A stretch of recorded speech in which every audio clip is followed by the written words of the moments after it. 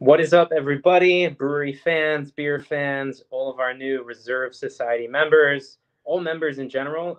Really excited to have everybody out and about watching this thing tonight. It's been a while since we've done one of these. It's been, I gotta say, 6 months, 7 months, something like that. So we're super excited to be, back online and streaming something like this. Again, big welcome to all the new Reserve Society members. So we had a big group of new Reserve Society members this year, and I think that's really what we're going to focus on tonight is introducing the membership to everybody, walking through some of the beers, and then at the end of the session, we'll do some Q&A. So stick around if you have any questions. Make sure to write your notes down. Be prepared. Last 30 minutes or so of this happy hour. So 30 minutes of tasting. 30 minutes of questions. We'll be ready to answer some questions at the end of the time. So make sure to just keep your questions. If you have any thoughts, questions, ideas, throw them in the comments. Kelly, operating behind the scenes, will pull them up. But yeah, it's going to be a pretty fun happy hour. I think I say this every single time, but happy hour. We're going to keep this to an hour. That is my promise to you. We will be off of this in 60 minutes. Well, live for 55 minutes or less, and we're gonna do this thing. So thank you again for joining. To all of our new members, thanks for joining the membership. We hope that you're enjoying the first 17 days of this thing, and let's kick it off. So to get started, before we get started talking about beers, I'm going to bring on a good friend, a good colleague, a good guy, Keith Pumilia of the brewery. He is our manager of barrel program and R&D. So Keith manages, all the barrel aged beers you love. He manages that program, and he manages R&D and innovation. So he has a big hand in anything new that you haven't seen from us before. Comes from this guy's brain, in tandem with the one and only Sour Jesus, who unfortunately tonight can't join us. But we got a good lineup tonight. So let's pull Keith on. There we go. There we go. Keith. What's up, Daniel? Howdy, this is Keith. You got a little bit of a alien sound going on for me right now, but that's okay. Why don't you tell us who you are, what you do here, how long you've been here, and why everybody should care about who Keith Pumilia is? Sure. So Keith, title now is production manager over special projects. What that includes is, like Daniel was saying, the barrel programs and innovation. So kind of helping basically innovation, not just being new beers, but also processes and management processes. So so that's kind of what I do. Been at the brewery since 2014. Met a lot of great people over the years. I'm sure a lot of people watching now I've met, and it's great to be back on a virtual happy hour talking about the beers. Awesome, man. Well, it's good to have you on. It sounds like either I have some dogs or you have some dogs, but someone's barking. But it's going to be a really good time. So I think let's kick this thing off. We have some fun beers. So I think one of the fun things for anybody that's new to the brewery brand or new to our memberships to understand is we have a second brand that we run. Everything's made in the same space by the same people, but we do have Offshoot Beer Co. So we're going to start off with some of our offshoot beers. Look, we got opposite beers. This is perfect. These are the two beers we want to talk about tonight. So Keith's drinking a Coast, a hazy pale ale. If you don't know what that is, we'll tell you about that soon. I'm drinking new beer, Who Dis. It is not Who This. It is specifically Who Dis with a D. And this is a West Coast IPA. So why don't we get things started off? Let's talk about Coast. So Coast, brand new year-round beer for Offshoot Beer Co. So this is one of those beers that we think that you're going to like year-round. You're going to want to drink a lot of it. Maybe not a lot. Do what you got to do. You don't have to drink a lot of it, but it's definitely a beer that you can drink more than one of. So, Keith, why don't you walk us through Coast? This is a hazy pale ale. What does it say on there? Coast. It's your every day. Anytime hazy pale ale. Anytime pale ale. That's clever. Right. Why don't So you walk us through walk us sure, through what that beer is, sure. and maybe give us your your 2 minute quarterback notes on this thing. What's going on? Sure. So like Daniel said, it's a pretty easy drinking beer. I think actually another person that's gonna be joining us later, Ethan with an E. Back when he used to work at the brewery, we had our favorite kind of like go to hoppy beer, which was Humulus Taru, which is a beer produced from the brewery Taru, which is our sour and wild side. It's a Brett fermented hoppy beer. And then after that, before that, we actually had a Humulus Lager, but then we went to Relax, and quite honestly, everybody was drinking Relax so much that it's a wonderful beer. It's a great hazy IPA, but it was a little bit too strong in the realm so that we couldn't really drink too many of them. So we all talked about it and wanted to come up with something that was like a hazy single, and that's where Coast is. So it's a very sessionable Coast, I guess, very juicy, fruity, hazy pale ale. I think I'm by myself now, but Cassius, yep, loved Humulus Taru. So, so yeah, that's why we came up with Coast, and that's why I'm drinking Coast right now. Cool. So if we have any questions, let's pull those up and answer some questions. But I think we're going to move on to the next beer. So the next beer is, one of my favorite styles over the last, year to a year and a half is kind of taking it back, going rewind. Classic West Coast IPA is just so easy to drink, and it goes so well with so many foods. I think maybe Jeremy's the one who coined this, but I think that a hazy IPA is super tasty, super juicy, very delicious to drink. But it's the cheeseburger of a beer for me, where like sometimes I love drinking a hazy IPA, but I can have one or two of them. Yes, I can have two cheeseburgers depending on where it's from. But at the same time, a West Coast IPA is just it's so crisp, so clear, a little bit more refreshing. And the way we like to do them is, it's not over. I don't think it's like a super dank IPA. It's more like leaning into the juice, kind of tropical fruit flavor region. And New Beer Who Dis is our new monthly release from Offshoot. So you'll see this both online in our tasting rooms. You will see very, very limited distribution. So even if you live outside of our delivery areas or outside of our shipping areas, you will be able to find this one. But it's our take on a West Coast. It's basically a little bit toned down version of Escape, I would like to say. I think it's 6.2 on the ABV side, so it's a little bit lighter. But super easy to drink and super fun to drink. So this has been my go-to all month long, and I'm really I'm really enjoying it.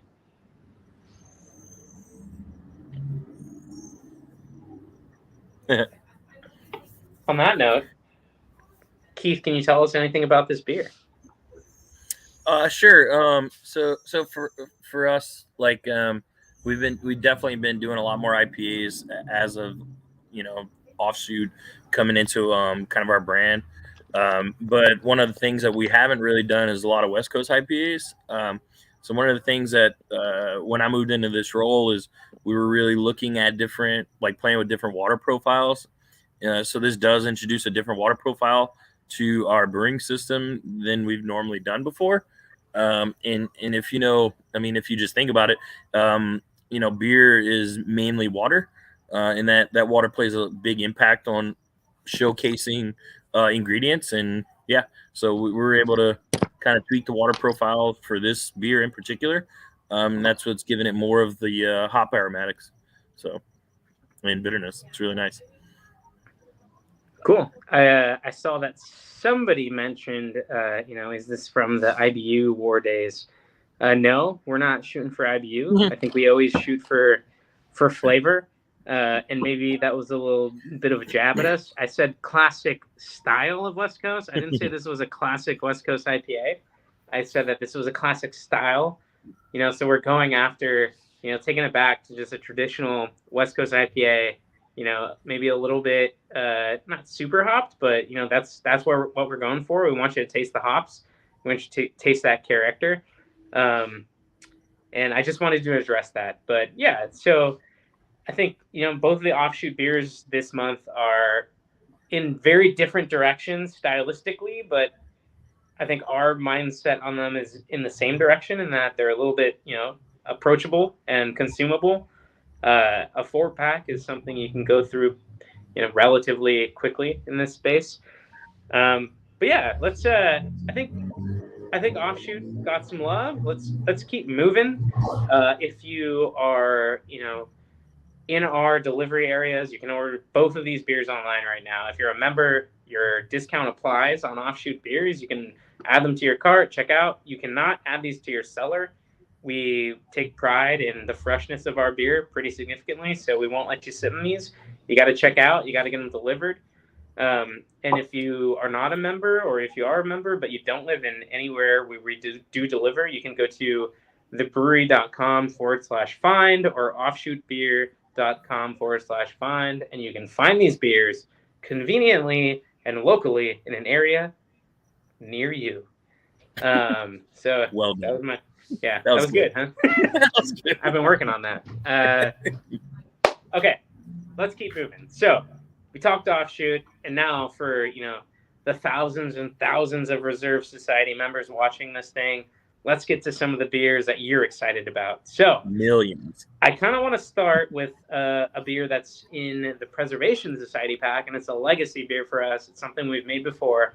I think we start with, I don't know exactly how to say this, and I probably should, but to me, I got it. Jardinier. Sure. How do you say it, Keith? I don't know how you say it. That's how we said it. Jardinier.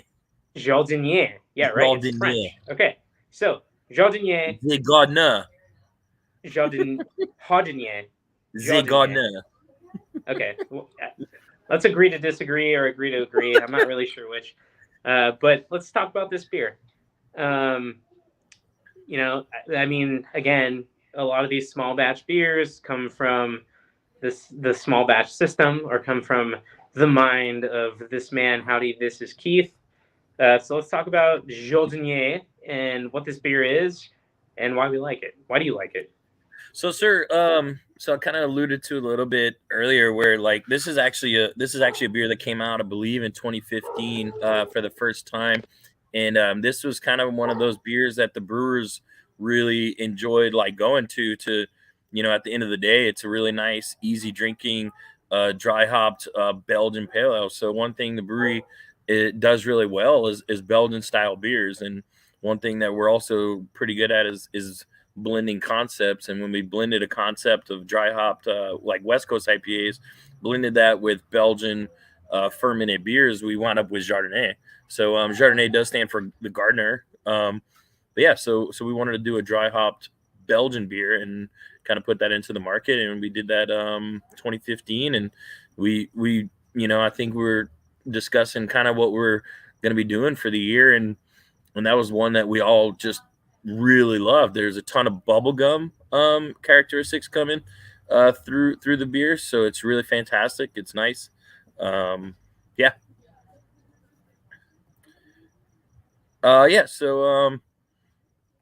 So I think so we kind of touched on Jardinier.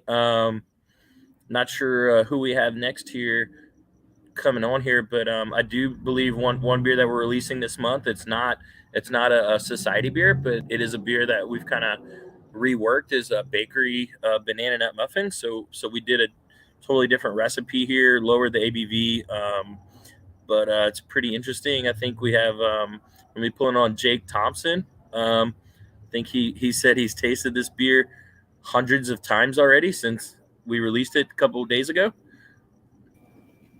I think we're ready to pull him on. There he is, Jake T.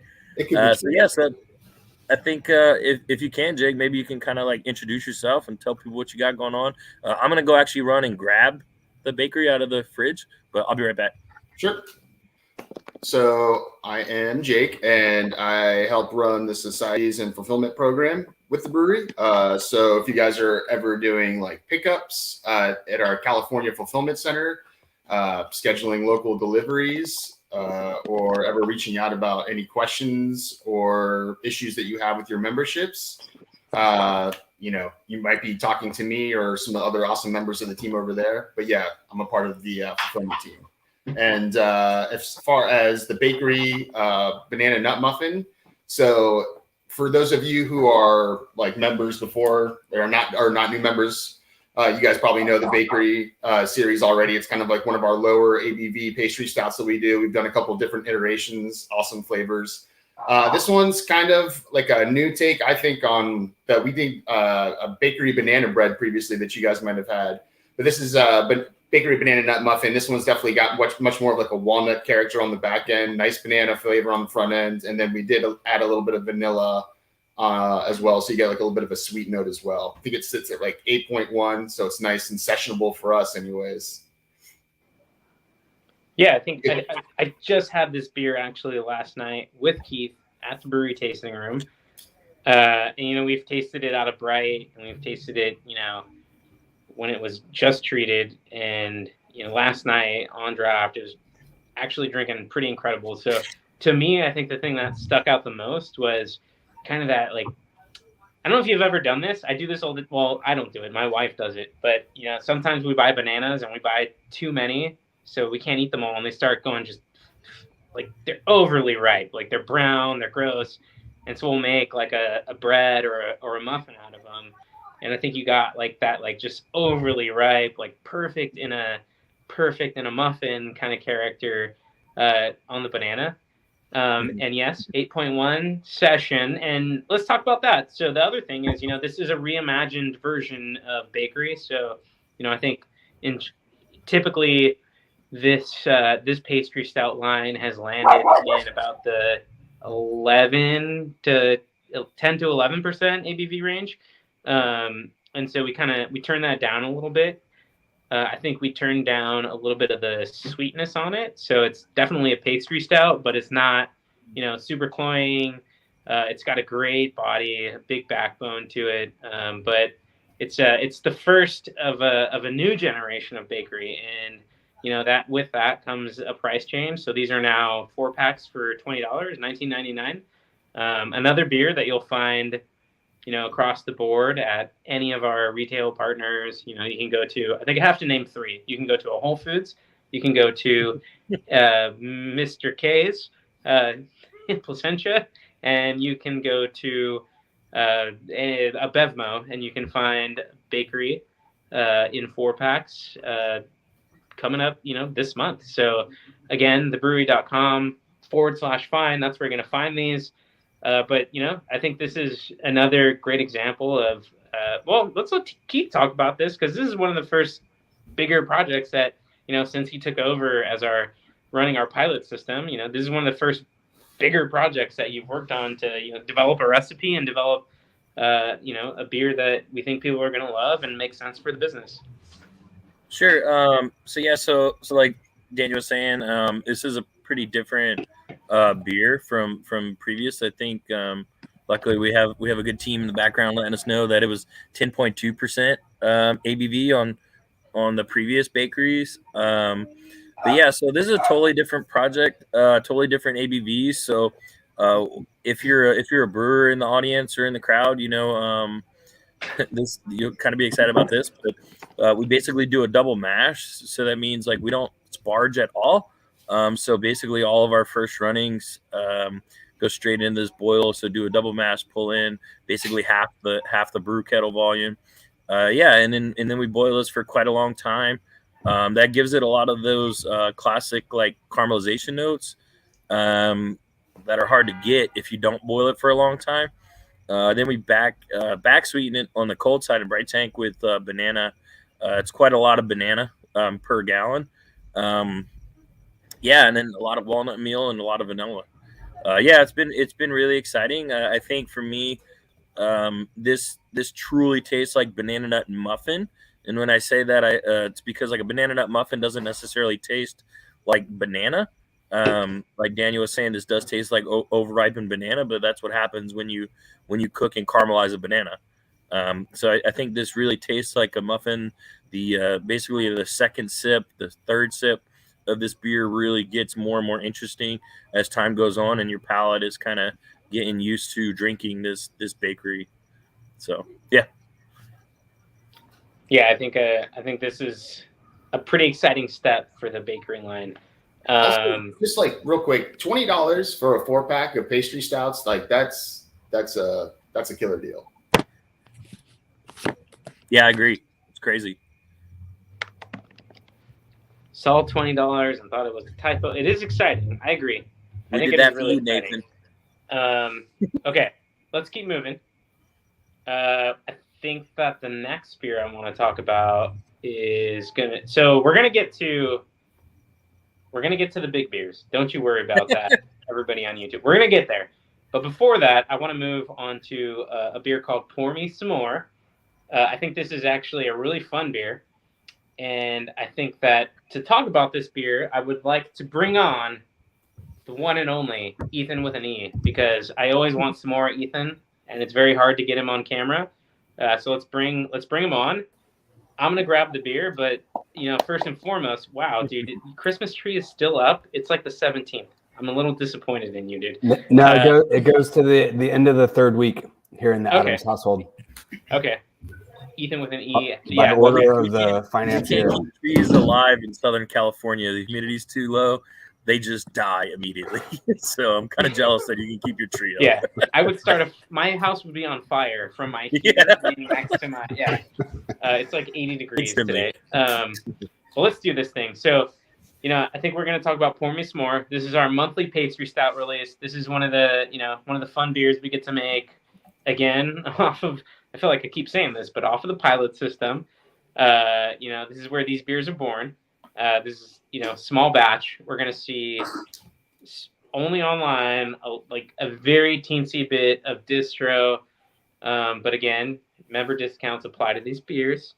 So this is what we're going to do. We're going to talk about Pour Me Some More. I'm going to go grab that beer because I do want to taste it while we're talking about it. There's some fun stories on the production side we can talk about for this beer.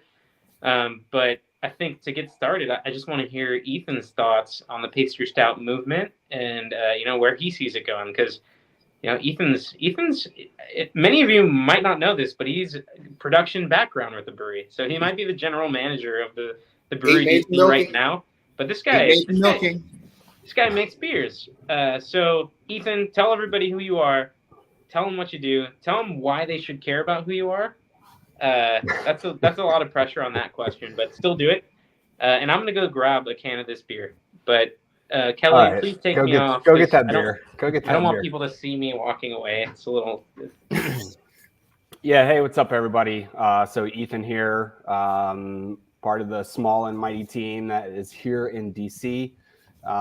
So why important? I guess because you got to go through us to get your beer.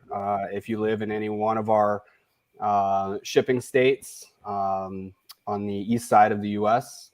So it's me and a handful of other team members out here. All these new beers, just real quick for anybody listening, all these new beers are set to get here super early tomorrow morning. So those are going to start shipping to anybody who's placed any shipping orders on Wednesday. So you should get those by the end of the week, depending on where you live. We'll start delivering those tomorrow if you have any delivery orders. And then, of course, you can start picking up on Thursday at 11 a.m., bright and early if you want to brave. So I guess we're going to be talking about Pour Me Some More, one of our pastry stouts, fuller bodied, definitely going to finish a little sweet in line with our pastry stouts. A lot of cocoa notes in this one, a bit of graham cracker coming through. It's been a little while since I've had a s'mores beer, probably since So Happens S'mores, I think. It's been a little while. I think everybody's going to enjoy this one. And like I said, it'll be available starting Thursday. So I think one of the interesting things on this beer, and one of the things we were trying to do, it's a little bit of one of our experimentation things where it's a s'mores beer. And what's a s'more? Who knows what's in a s'more? It's mallow, it's graham cracker, it's chocolate. And so we actually, we didn't use any mallow in this. So there's actually no marshmallow in this beer.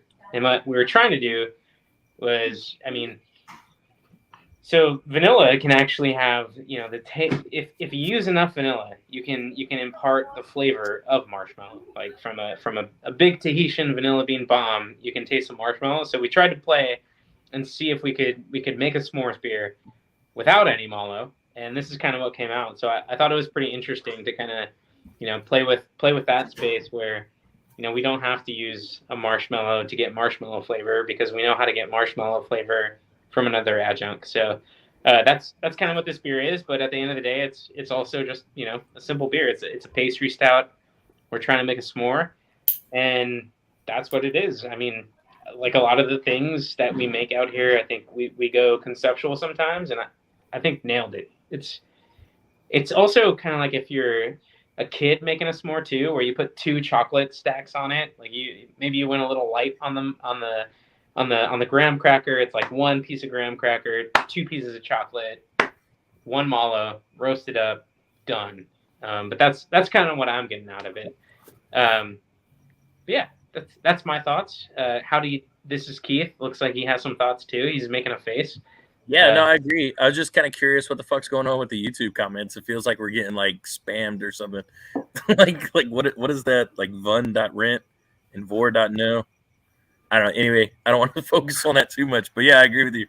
I think it's like hard to it's like hard to make like a marshmallow beer without marshmallows, but then again, like that's one thing we're pretty good at is making flavors come together to make what we want. And quite honestly, a marshmallow is just a bunch of vanilla anyway.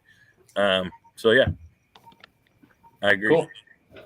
All right, we're like already behind track, so I'm gonna push these as fast as I can. Wild Grove. I'm gonna even grab the bottle. What's Wild Grove? Keith, you made a really great video. If anybody hasn't seen this, go to YouTube, look at the Wild Grove video. Yeah, you'll see Keith in a cowboy hat doing like his best like 30-second. He is really famous on TikTok. If you haven't followed us on TikTok, go follow us on TikTok. Keith's got like 70,000 views and like 5,000 likes on some random how to pull a nail video. Go watch it. But yeah, I mean, Wild Grove is a great video. Go to YouTube, watch the YouTube video. You get to see Keith in a cowboy hat talking about he's like a used car salesman in the video. He's kind of doing like this. He's doing this whole like, if you like sour and funky beers, well, come on down. We got one for you. It's good. Shout out to Justin, man. Justin imposed the cowboy hat. It was a good video. Anyways, what's the beer? Give us your thoughts on it. Yeah, so Wild Grove is a take on I guess you would say like a fruited saison. So basically, we took a saison, blended that with the Food Rate saison, slight tartness, but tangerines, cara oranges, orange zest. So it's got a lot of citrus notes to it. It's actually a little bit sweeter than our typical saisons coming out of Teru, which I think, I was actually talking with Micah. Micah's our true supervisor now. And, he really enjoys more of like a fruit notes coming into the saisons and coming through on the sour beers. And, I definitely agree with him. I think he's spot on. So, yeah, so it's a tart, fruity saison. Really nice tangerine notes. Orange zest is added pretty late to the beer, so that kind of keeps it fresh. So I think if you drink one now, it's going to be pretty orange zest heavy on the nose, and as time goes on, that might actually fade a little bit. So buy 2, drink 1 now, drink 1 later. That's a good move. In general, that's a good move. Yeah, I advise that for all of our beers. Buy 2, drink 1 now, try 1 later. Maybe get a third to try in like a year. Sure. I know Ethan agrees. I can tell from the smile on his face. He's on board with that plan. But let's keep going. So I want to get to this Q&A because that's what we keep seeing the most questions about. Is like, can I ask a question? We're not answering a ton right now. But let's move on to Saison de Hiver. Hiver. Yeah, so Saison de Hiver. So that's basically a classic, not tart saison. Sorry, the dog's coming in my space right now. So that's more of a classic saison with orange peel. So it actually stands for a winter saison. So it's more of like a winter mulling spices saison. So really nice cinnamon. You get definitely a lot of orange zest. Very dry, not tart at all. So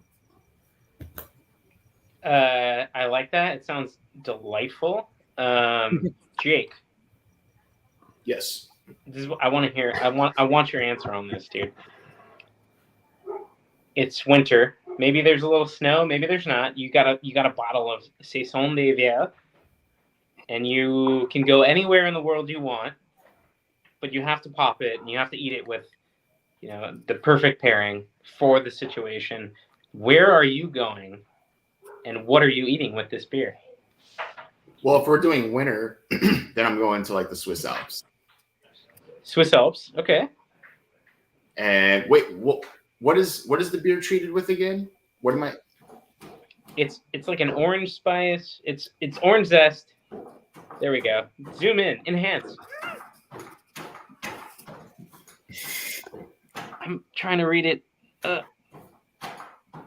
Orange peel and apricot, orange peel, and spices, but it's winter spices, so it's like nutmeg. Oh, well, then I would do that with some kind of like light cheese actually, because like apricots, that kind of like in oranges, those kind of like marmalades, those kind of pair with like a nice like light white cheese. So you're in the Swiss Alps with cheese, and you're having it with cheese. Yeah, maybe even Swiss cheese. Maybe I'm in Switzerland with Swiss cheese with that beer. Nice. That's good. Ethan's laughing, but now I want to know what Ethan's gonna. That was a great. That was a great. Concur, actually, I'm going right now. I'm putting on a concur. I'm gonna talk to Paula about it right now. That was really good.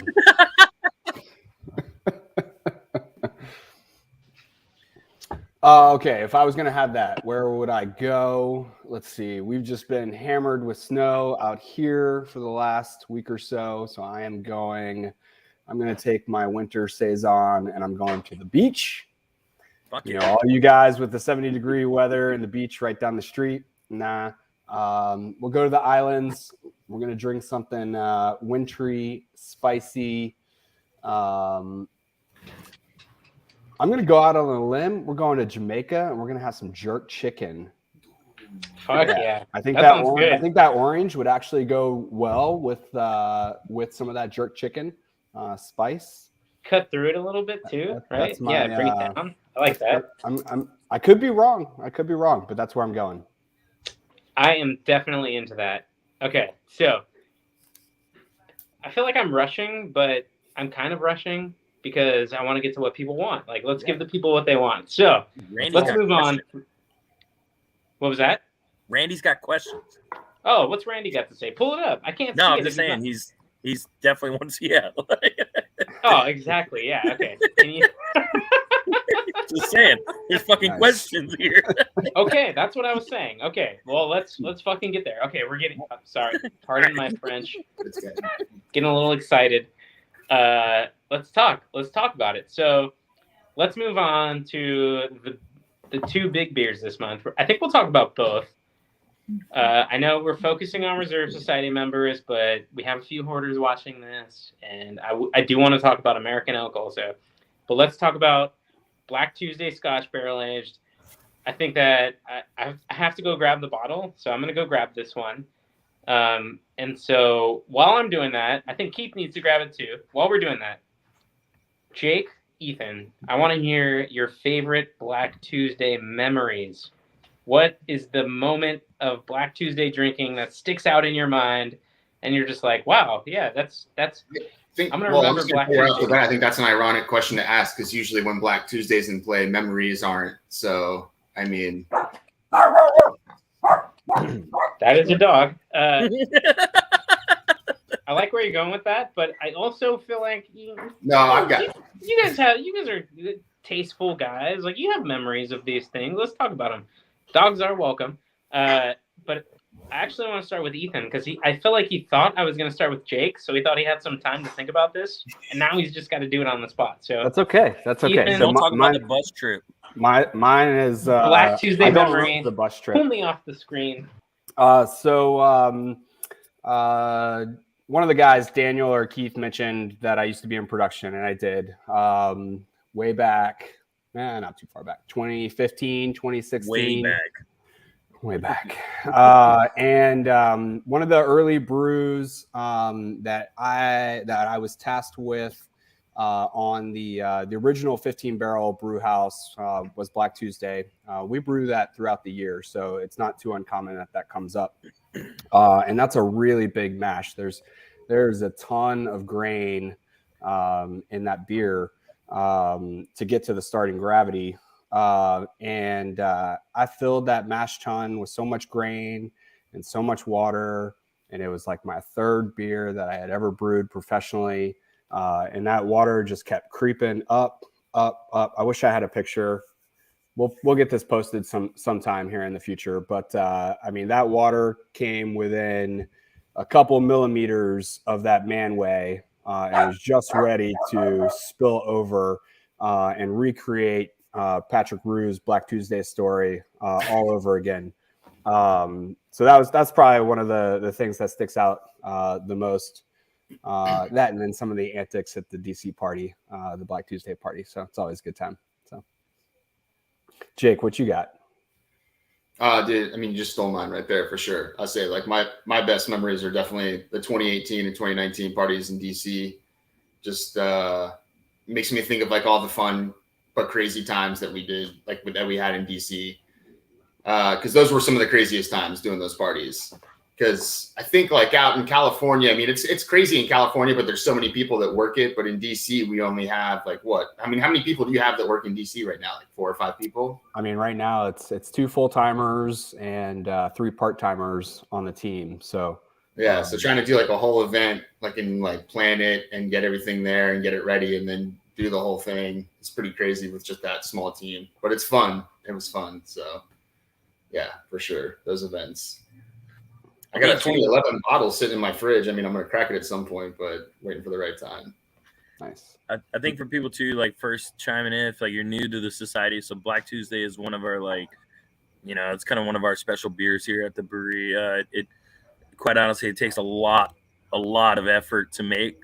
Ethan was just kind of referring to the mash in, but that's only half the battle with this beer. I don't even know if it's half. That's might be maybe a quarter. So that it does go through a different process of fermentation where we actually give it sugars to keep cranking that alcohol up during its fermentation, which at the time when the brewery started doing it, they kind of changed the game when it comes to making imperial stouts, where you start pumping in sugars during mid fermentation and start giving the yeast all they can to ferment these sugars. You wind up with something very special going into a barrel.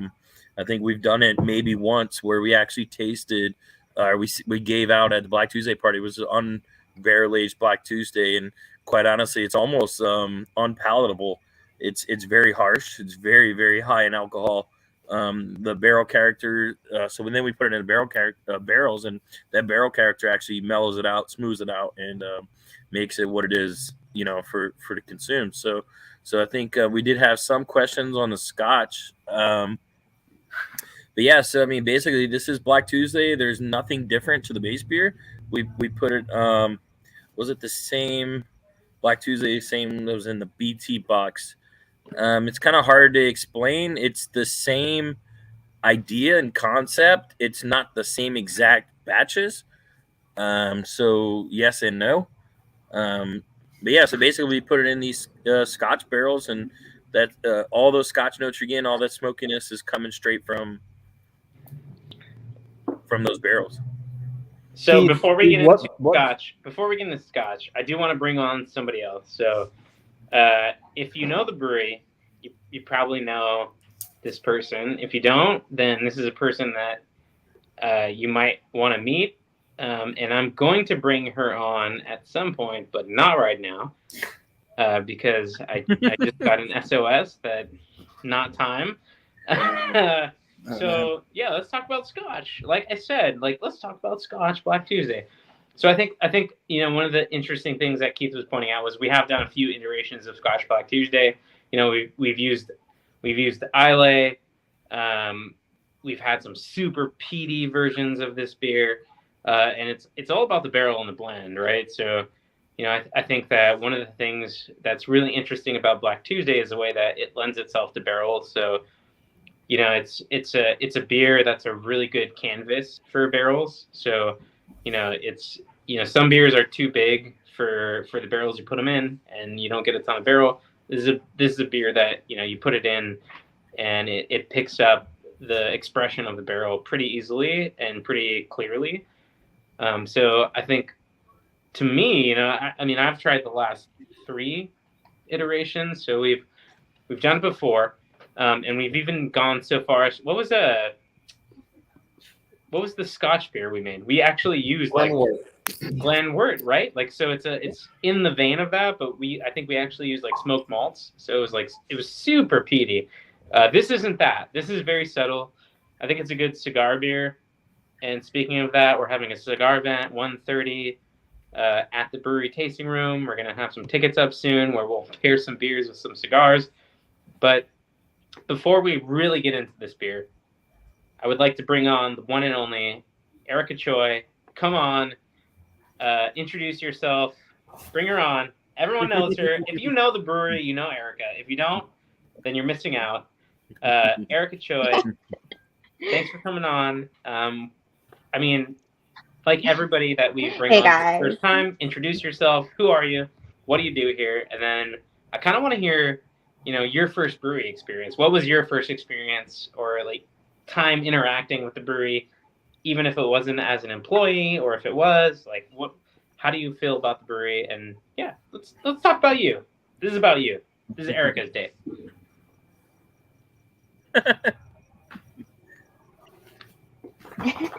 Yeah, of course. Yeah, no, first off, thank you so much for the lovely intro. Hi, everyone. My name is Erica. I'm the operations specialist here at the brewery. So I do a little bit of this, a little bit of that, just working with production, marketing, everyone in the company just to make sure, all the ducks are in a row. My first brewery experience was actually as on the other side as a customer. It was my first craft brewery that I ever went to with my friends.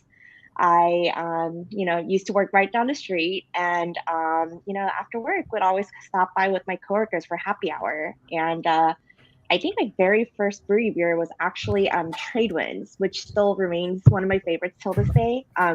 Super sad it's not around anymore, but hopefully we'll bring it back. And do a pilot. Let's do a pilot. I always thought, man, it would be really cool to work at a brewery. Yes, please. I'll be the first one in line. But always thought it would be so fun to work at a brewery, and then one day saw a listing and applied for it, and here I am now 2 years later. Awesome. Well, we're super glad to have you on. But let's move back to this beer. So everyone's asking, why is this different? So, so if I recall correctly, the last batch we did was the small batch, the barrel series box, right? And so that was, I believe that was 18 months in Scotch barrels. And this is that beer that we peeled off a little bit, we let it, and then we re-racked it into Speyside. And it spent another 12 months. So you're looking at almost a 3-year barrel aging process on this that's seen multiple Scotch barrels. And kind of the experience you get is a blend of both, where it's not super peaty. You get some Scotch notes. It's actually not super viscous either, right? I think it's I don't want to call it light bodied, but on some of these bigger stouts from breweries, you get almost like a super sweet, like sticky character to it. Like, it's just very viscous, and this isn't that. So I think for the ABV, which I don't recall what it is, it's 17.7. It's pretty easy to drink, and that's my take on it. But the take I really want to hear on this beer, I can't ask Ethan because he doesn't have it. I don't know if Jake has it, but I can't ask Keith. Keith, give us your take on this beer. Like, give it a taste. Give us your taste. Yeah. So I think, it's one of those blessing and curse kind of things where I absolutely love smoked beers. I think you know, a lot of people are it's very polarizing, right? So you either love it or you hate smoked beers. And this isn't really smoked. It's definitely more Scotch and peaty. It's really, really nice. I think if you've had Glenmore in the past, like Jake was saying, Glenmore, if you had that in the past, that was very, very Scotch forward. This is nuances of Scotch. So one thing about Black Tuesday being the high ABV it is, and if you know, so basically any kind of extracts are always done in alcohol, like anything. So if it's a vanilla extract or any kind of extract, it's done in high alcohol. So because this base beer is a higher alcohol, it extracts the flavors from the wood way better than anything lower ABV would. But yeah, so I'm pretty excited that this beer tastes smoky and peaty without being offensively smoky. I agree. And again, I would absolutely like drink this with like a big cigar, like over the top, just go huge. And you can do that at the brewery tasting room on the 1:30. We'll have a cigar and beer pairing, and you can have this beer with a cigar. So that's going to be really fun. I wanted to do American Oak, but for all you hoarders out there that are watching that want us to talk about this, and all you Reserve Society members that wish you were hoarders, I'm sorry. I think that what we're gonna do is we're gonna save that for Thursday. So on Thursday we're gonna have a private, password protected, very small, intimate virtual event for hoarders. So check your emails. We'll send out the invite. We'll actually have a really cool feature where if you have a question, we'll just bring you on screen. You can ask it yourself. That might be kind of risky because I know some of you hoarders and you might have some strange stuff to say, but we're going to do it anyways. So what we're going to do right now is we're going to move on to a Q&A section. And so if you have questions, throw them in the comments. This is question time. Ask anything. Again, we can answer all your questions about beer, but if you have questions about, you know, how our production team works, how we create new beers, this is open question time. So ask whatever you want, and let's do it. So can we ask the audience a question? We can ask them a question for sure, but I'm just kind of like side coordinating with Kelly right now. So also, sure. I think everybody at home should give Kelly like a little round of applause for coordinating. She's actually running the production on this on the back end. A little bit more complicated than it seems. Let's see. She's sending me like the emoji where the person's like shaking right now and she's fucking nervous. So congrats to her for, you know, knocking this out of the park. But let's do these questions. So I'm actually right now what I'm doing, it's called, you know, buying time for her to answer like what we're gonna do right now. So I'm waiting for her. I'm gonna keep talking until I figure out. Oh, there we go. You mentioned it, but any plans for a Roche beer? Yeah, when's Smoking Wood coming back? Man. Yeah, so we've kind of been talking about this internally, not necessarily about Smoking Wood, but definitely for a pilot of Root Keller doing a smoked Marzen, or basically just smoked versions of all of our Root Keller series. You know, really throwing it back to Bamberg. But yeah, I think there's something to be said about doing smoked Marzen or anything. Even doing some smoked hops are pretty cool. You know, there's some talk for sure. I think there's also, you know, we're pretty wild and experimental here. I think honestly, I think there's some adjuncts besides hops that would be great to smoke as a means of integrating smoke flavor to the beer. But yeah, I definitely think there's some Rauch beer concepts thrown out. Unfortunately, like I was talking about earlier, smoke is kind of polarizing for most people. So it might just be tasting room pilots, but come on down. Let's ask this. Who here has tried Tarubicue? That's what I was going to say. Any Tarubicue fans out there? Let's put those hands up if you like Tarubicue. Yes. Keith actually smoked those peaches? Smoked the staves, and he fucking then smoked peaches on top of those staves. So yeah. So basically we cut up barrels and we use that to basically make a charcoal, and then use that charcoal smoke to smoke the peaches and nectarines We basically made like a concentrate, which was pretty crazy. So I know I don't think we've ever told this story, but basically we made a 3-barrel batch of this very intense smoked fruit character, and it was so fucking intense. We wound up only using like a half a barrel into the main batch, and if you can imagine, if you have Taruba Q now and you're like, wow, it's really nice smoke, the base beer was fucking fantastic if you love smoked beers. So if you like Rouse beers, it was fucking awesome. Fuck yeah, JC. JC wants the smoke, baby. Yeah. You're in Jake, my I heart. gotta know, what's your dog's name? Frankie. Frankie. Okay. I like Frankie the that's good. Tanky. Frankie the Tanky. So it sounds like smoke beers are in our thoughts, in our minds. If we don't come out with them, don't hold us to anything, but it's in the realm of reality. Like, we like smoke beers here. So, Okay. Kelly, next question. Pull it up. Are there any upcoming reserve? Oh, dude, this is easy. Petit Mardi. Petit Mardi dropping in February. So I'll do mine first. Actually, this is one I think we can like go around the horn. If you guys have, well, everybody here sees the line plan pretty significantly, so I would say yes. But Petit Mardi dropping in February.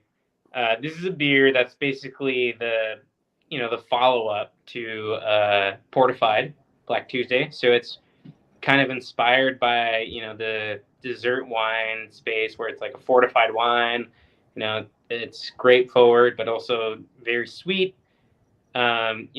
These beers, what's really fun about these beers are they're packaged still. So, the oxidation piece is not really a big issue, and you can taste it and taste it and taste it. We've had members that have told us they've cracked these for months and they're still drinking awesome. I actually think Keith opened one with a member that was like 2 months old a few months ago. It was fantastic. Yeah, so basically he opened it when we first started selling the Portified, and then it was probably like 6 months later, we were like, fuck it, let's try it, and it was absolutely fantastic. It was really, really good. Yeah, so Petit Mardi for me is the one that really sticks out, and I think it's one of those beers where it's just across the board. There's just so much, hand artisan. I don't know what to call it, but like it's just a lot of work across the board. So even like this is a beer where we had to bring in a mobile wine like bottling truck. We literally had people standing in a line hammering the corks in. We're actually going to have to pull in everybody to help hand label these things. And it's only because we love this product so much that we want the way it looks to reflect accurately the way it tastes and the way we value the beer. So it's just one of those beers where we have some videos that we recorded and we'll show you guys all those videos, but Kelly, the person recording this, was like the main hammerer for like 5 hours on this truck. She was the last like line of defense to make sure the cork was in the bottle. She was the last person. She stood there for hours making sure that every fucking cork was in. That was awesome. It was awesome, yeah. And I think it's going to be a fun beer, but it's going to be one of those things where we try to take our Black Tuesday line to the next level. So for me, that's the one that I'm really excited about. It'll be available to Reserve Society members in February. I will say, I think we're going to be on time with this one at the start of the month, but there's members here. I want to be honest with you. We're going to be hand labeling these things for months. Shout out to Micah and his team at Turu for hand labeling these. So bear with us. So I'm excited, and it's going to be great. They're beautiful. Yeah, that's mine. So what's yours, Keith? I don't even remember the question. That was a long answer. What'd you say? Upcoming reserve beers. Anything you're looking forward to? Oh man, is Melodramatic reserve?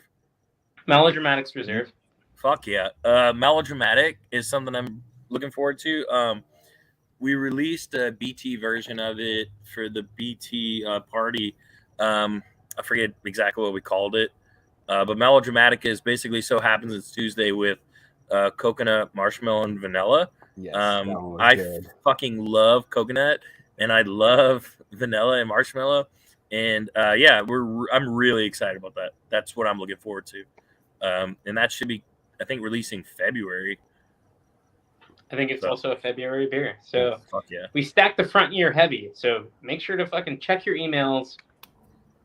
These are beers that I think Melodramatic, best fresh, but something like Petite Mardi, probably best in like 10 years. I don't know. Like over the next 10 years, it's going to change pretty significantly.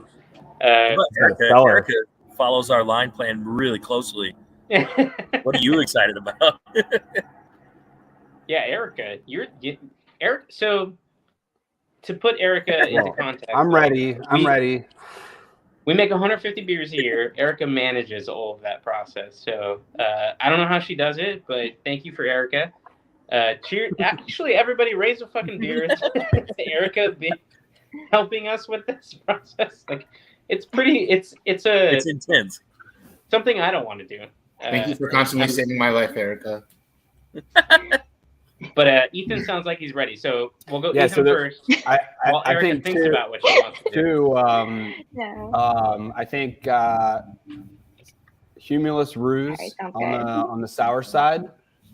Ruse is a fantastic take on a goose. I mean, that it's just it's right on style, and it's just got layers and layers of complexity in there, and then you throw the hops on top of that. That's going to be a really good beer. And then on the clean side, I got to go with Vanilla Villain. I mean, I love vanilla. I would like to see that come back and see, how that turns out. So I thought that was What a really about for good the one last hoarders? year. You saw the So hoarders. for all get you double members barrel. that don't know what Vanilla Villain is, I think it's an incredible project. But it's the same base stout, and we basically took it's very small batch, but we basically portioned off that into different barrels, same barrel, and we have different pieces of that beer that were aged upon 11 different variants of vanilla, and blended back together how we thought it was best appropriate. But oh my god, like that was a wild beer. And I think there was probably we probably could have sold them as different beers, but when we tasted the blend, which is something that you can watch us do on some of our videos, but we'll literally take the barrel samples, put it into like a beaker and blend it together, write down the ratios, and figure out what makes the most sense. But holy shit, like that's a beer. So I agree with you. I didn't think about that, but man, Vanilla Villain in itself is what a beer. Erica, There's you're a on the quick spot. question. There's a quick question about Lupe asked about the upcoming beers, the new base, right? Did Kelly? Did you just post that? Did I screw that up? Okay, yeah. Anyway, yeah, I don't think we really have any other beers with that base. That is a totally different base. It's not Black Tuesday. So happens It's Monster Stout, right? Yeah, we call it Monster Stout. So we have one that we focused on it with, and it's going to be it's a blend, Alpha but it Leaf is right here. Let's it go. is a component of it is going to be Let's go. We All Scream. So the new Neapolitan, Yeah. the Neapolitan beer for, I think that's reserve access. So it's the first time that reserve will get to taste that base stout, but it is based off of First, I think it's a pretty significant component is going to be Monster Stout. So Monster Stout's a new base beer for us. It's been hoarders only, but we're leaking out a blend. So it's not 100% Monster Stout, but that is going to hit some Reserve Society beers this year. If that makes sense. It's a component of some beers that you'll get to try, and the one I'm most excited for is going to be We All Scream, which is the Neapolitan style beer. But on that point, Erica, favorite beer? Yeah. Wait, favorite beer or the beer that I'm Most looking forward excited to for right now? Reserve Society beer. You're most excited for. Gotcha. It's gonna be another February beer. It's called Natty Rouge. So it's the next beer in the Natty series. And it's gonna contain Pinot Noir grapes, if I'm not mistaken, Keith. So I'm really looking forward to that. The previous ones, have been really excellent, especially Natty L'Orange, which has been a fan favorite, at least for me and my friends. It's always a cool beer to introduce, to people who haven't really tried brewery beers before. So that one is definitely one I'm really looking forward to. That'll be coming up soon. Those labels are cool. That's also the first time we've done like a back label that has a back print, so you can see through the bottle and see like a design on the inside of the bottle, if that makes sense. So we're excited for that packaging. It's going to be fun. Okay. Let's keep going. That's More true. questions. Yeah. Props to Kelly again. Shout out Kelly. Let's go, Kelly. Kelly, you should come on. It's not that hard to do like the. Come on, Kelly. Show your face.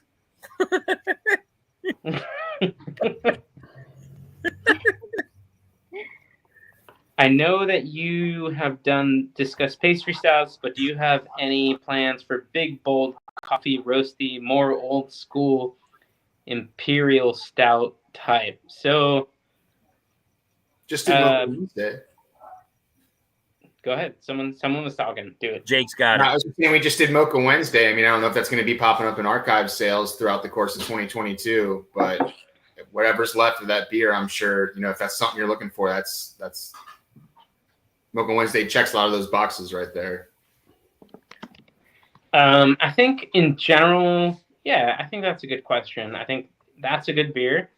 I think that we are doing a few Mostra collabs. And I think one of the things we thought about this year was, I don't know how to say this, like maybe making some beers that are a little, not toned down, but, a little bit more organic, not so concept driven, but more flavor driven. So it's not, not trying to make a pie. We're trying to see what this coffee tastes like in this beer. And on that point, I think one of the fun projects and one of the things that we'll do later on is going to be a coffee project. Unfortunately, this will probably be only for our tasting rooms, but one of the things we're doing in is it February? It's March, right? No, it's February. In February, we're doing a cacao project. So we're taking I think it's barrel aged, but Keith can correct me. But it's a barrel aged imperial stout, and we're working with our friends from Cho, and we're doing five different cacao origins. So it's cacao from 5 different locales. That means you get to see how the terroir. That sounds so shitty of me to say, and so like pinkies up, but like how the earth that the cacao is grown in affects the taste. Because you'll see it in the same beer, and we'll use same treatment, just different cacao varietal, if that makes sense. And I'm really excited for that project. I think we did a little test run of that like 4 years ago. I think it's going to be really fun because you'll get to see Keith talking about it now. He's going to have a big loud laugh, and it's going to be a good time. And we're going to do it at the tasting room. But yeah, I mean, absolutely, we'll get to see some of those old school. Like this is actually a project you like. If you're talking about coffee roasty, like this cacao project is just bourbon barrel aged imperial stout with cacao. 5 different cacaos. It's only like 2 kegs. I think Ethan's getting a keg, and we're having a keg at the tasting room. Maybe 3 kegs of each, but it's not going to be much. That's for sure. So, but yeah, I agree. I agree with Daniel's comment there. Like, if you know anything about cacao, it's not chocolate, right? So we're talking about cacao nibs and roasting. So this definitely gives off a lot of roastiness. So absolutely, fun project. Okay, Kelly. Next question. Am I going to be able to pick up my entire cellar in DC, or just parts of it? Because parts of it and have to ship the rest from CIMOHE. Oh, I'll let Ethan take this one. Ethan got these. Sure. What's up, Ken? If you are You can pick it. The short answer is you can pick it all up in DC. I think if you were to email the DC team and ask that same question, a question would get posed back to you, which would be, did you sign up for a DC-based membership or did you sign up for a California-based membership? And again, at the end of the day, either way, we'll get you your beer in DC. There's just some back-end hoops that we have to go through if you signed up for a California-based membership. So for any of you folks who are looking to pick up in DC, double check that you signed up for, or reach out to us and we can double check for you that you signed up for a DC-based membership, because what that does is that drives automatically the inventory to move to the East Coast. But either way, we can get your beer in DC. Next question. We'll get it here. Let's go. Yeah. Let's keep going. What is the direct contact for membership services or customer service? I'm a member. Significant difficulty reaching someone from the company. So the main contact is going to be society@thebrewery.com. If you can't reach someone there, I think that if you're East Coast based, DC@thebrewery.com is a great contact. I don't want to put this out there, and I'm not going to spell it for you, but if you really can't reach anybody, then reach out directly to me. You can reach me at daniel.munoz@thebrewery.com. But really, society@thebrewery.com should be your first line of contact. I will say, this is a very busy time for us, and we're doing our best to get back to everything. So, that's the first contact. But if you can't reach them, reach out directly to me. And then, we're doing our best. Also, if you can't reach someone on email, we do have live chat on the website. And actually, like, one of the things that Erica does a great job of is keeping that thing running. So she's usually the point of contact on the website if you do our live chat. But we try to make it as easy as possible. DM us on Instagram, messages on Facebook. And if you have a very specific question, you could ask us here and we'll try to answer it if we can. But we also have the awesome onboarding video that you guys did for the new members. I don't know if we talked about that yet in this happy hour, but or if we have a quick link for it. But you guys did that awesome onboarding video that's on our brewery page that answers a lot of questions that new members might have. Yeah, there's some general housekeeping on how to use your membership. If you want to go to youtube.com/thebrewery and look at Welcome Reserve Society members, that's a good video to check out how to use the membership from a technical aspect, so how the website works. But Michael Chen, if you have more questions, you should ask them now, because I think we could I think we can share a screen and walk you through them. But let's keep going. Let's do more questions. This is good. This is stuff I like. How does Keith? Shut up, Brian. I know, Brian. Okay, Nat Miller. Nat Miller is a good guy. I have a 4-pack of. That's not me.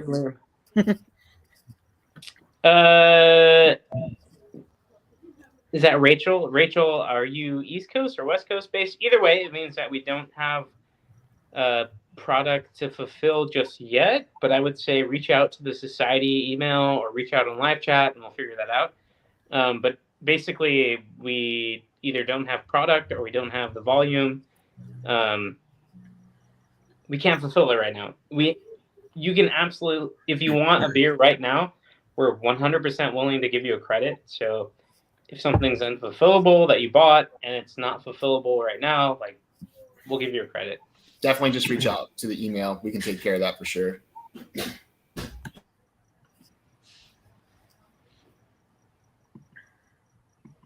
Can we cellared? Yes. Yeah, anything allocated, I believe, can be cellared. So the only things that can't be cellared are going to be offshoot IPAs, because they need to be had fresh. Brewsicles, and that's just because also we want you to drink them fast. They're best consumed fresh. But yeah, I think in general, anything in your allocation should be cellarable. Oh, randomly also, if like I think usually if people are buying items on the website for like an event at the tasting rooms, typically those won't show up in your cellar. They'll just have like a self check-in process at the actual tasting rooms, just in case anybody's expecting to see those. Let me jump in real quick, and it kind of addresses maybe the previous question, and that's for any DC-based memberships. For any of the new allocations that you may be trying to, that may be right. added to your seller. If you're trying to place a seller request and you're getting an error saying that item is not available to request, and it's a new beer, that may be because that beer has not arrived in DC yet. So we tag that product specifically so that it's kind of on hold until it arrives, and then that tag will get removed, and you should be able to add that to your seller request, your cart, no problem. So, and that's mostly because we don't want, if you want a beer that is ready to be fulfilled, we want you to be able to get that without having to figure out why can't I get this one beer? And a lot of it, it's exactly because it's on its way to DC. As soon as it's ready to be fulfilled, though, we'll let you know, and you'll be able to pull it from your cellar.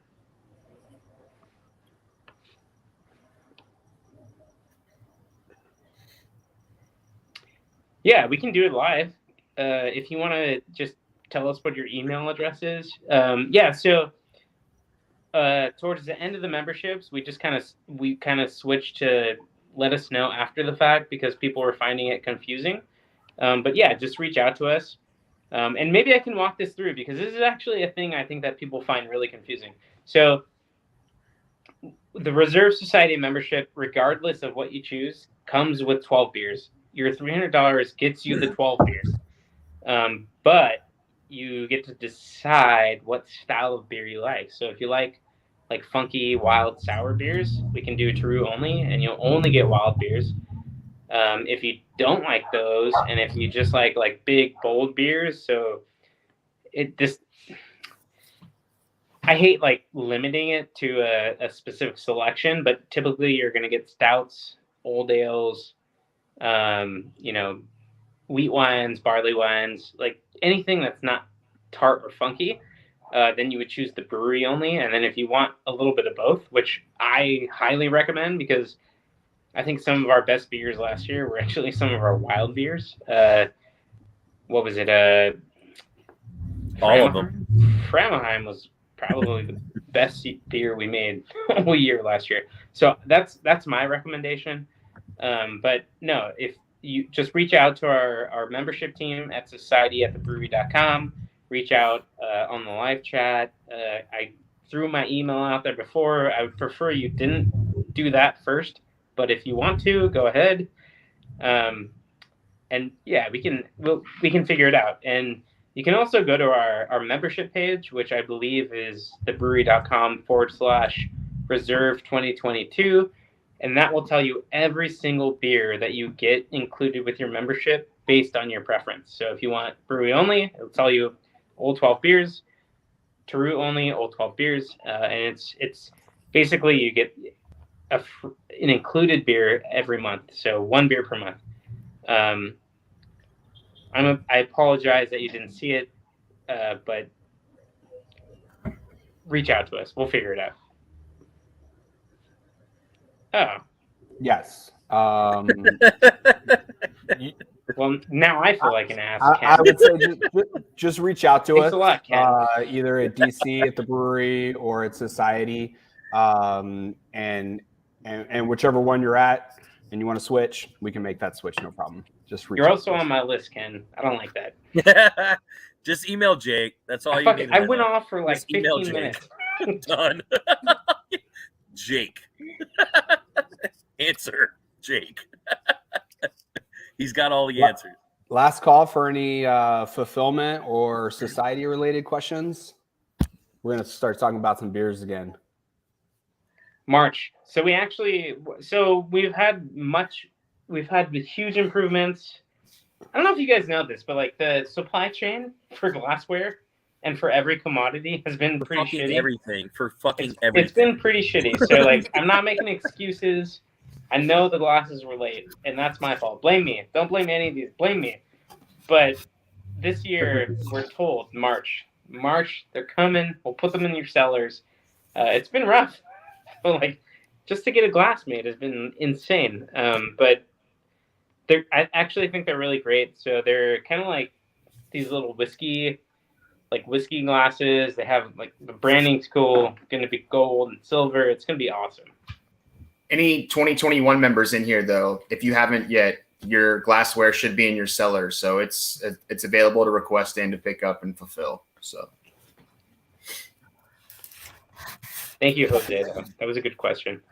Will there be a kickoff event communicated this year? It would be great to learn more from membership.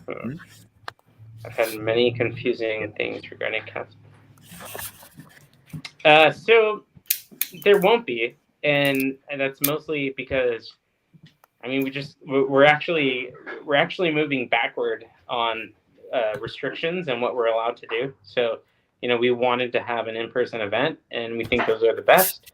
But we also think that our team is really good at, handling these questions and getting ahead of things. So, no, like TLDR, no, we can't do an in-person event. But if you do have any questions or like you're confused about how it works, again, reach out to the team.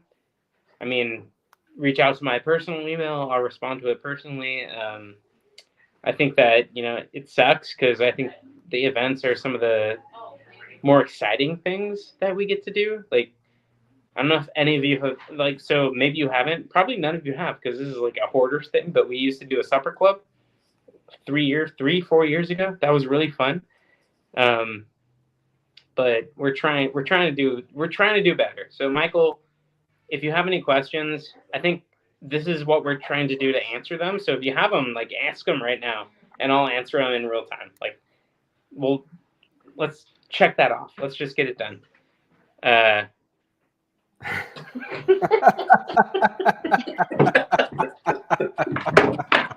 Nice. It started fucking raining. Yeah. Okay. So yeah. Is it worth being a reserve and a preservation member? We see this all the time, at least in DC. You probably see it in California as well. Certainly so, because there's not a ton of overlap. We see members that carry both. We see members that will let their preservation membership go in lieu of the Reserve Society membership. It's probably split half and half, at least over here. If you really like everything we make, then absolutely, because I think you actually get your membership discount for the whole SKU, like the 4 beers, is bigger than your 15%, like, because it's always a flat $70. So I think so. But it's only if you were already planning to buy every beer we release. So if you wanted every beer we make, yes, 100%.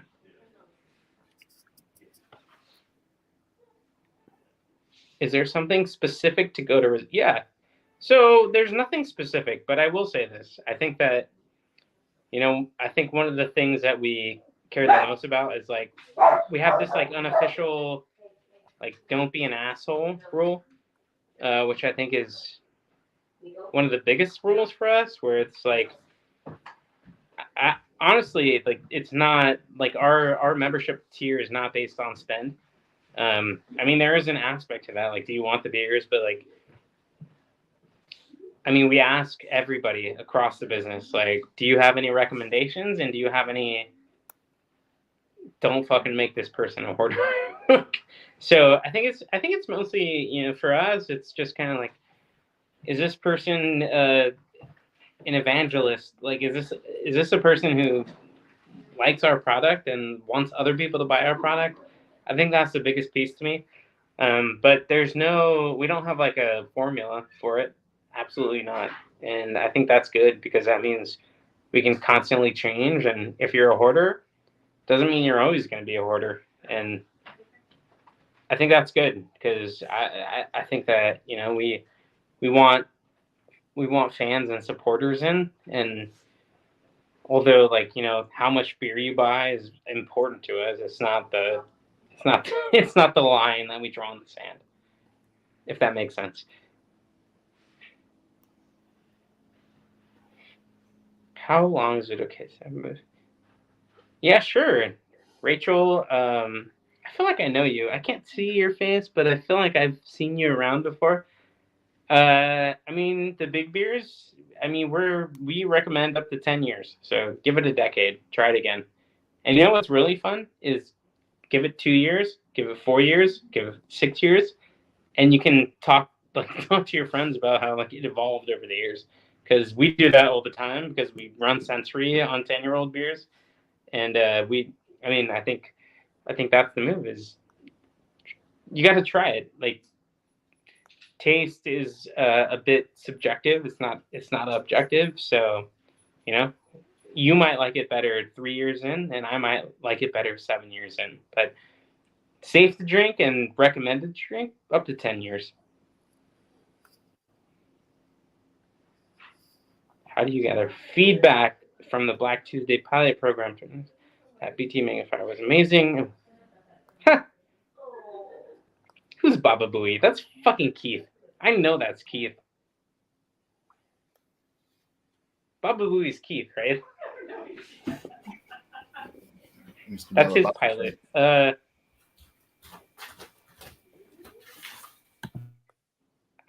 don't know. I mean, like we do look at scores and we look at feedback, but I'm not gonna promise you anything right now. Like, oh, that's amazing. Like, I don't know. I don't fucking know. I do feel though like we got 2 more questions, and then it's time for Jake needs to go to bed. Ethan needs to go to bed. Erica needs to go to bed. I need to go to bed. Anything? Jesus Christ, Chris. Any exciting collabs for this year? I think the Humble Sea collab is going to be really fun. So we're doing an IPA with Humble Sea that's called Vitamin C or By the Sea. I don't remember, but it's like some stupid pun on sea.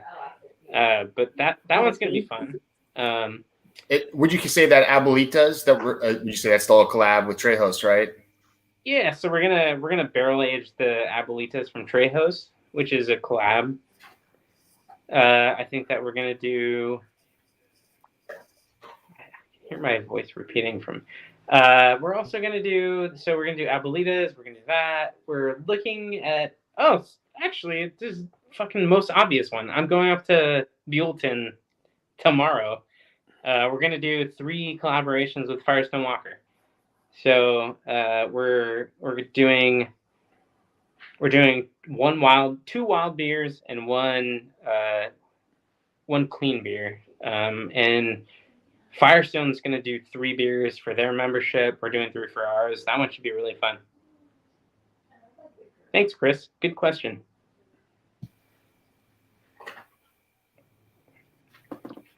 What I want you to know: will Scotch BT make it so that my study smells of rich Only if you mahogany? spill it all over the place. Rich mahogany, and also no, it's rich mahogany and leather and clean leather. Yeah, it's gonna be great. If you open it, you're automatically like so much more elegant. It's gonna be awesome. So A bifocal just appears. it does. Or a monocle. Sorry.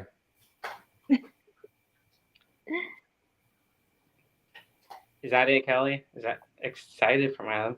Oh, well, Brian, I appreciate you too. Great member. Actually, Brian's like, this guy's been a member for, Brian's been awesome. People working at the DC room are great. Thank you, everybody, for tuning in. Thank you. We are going to sign off. This is the end of it. I really appreciate it. If you have any other questions, make sure to email Ethan directly at ethan.adams@brewery.com. Jake told me not to give his email out, so make sure to email Jake at society@thebrewery.com. You already know mine. I'm not going to repeat it, but it's been great to see you all. Really had a good time. Let's do this again in 30 days, and I am out. Goodbye. Take care, guys. Shut it off, Kelly. Bye, guys. I got nothing left.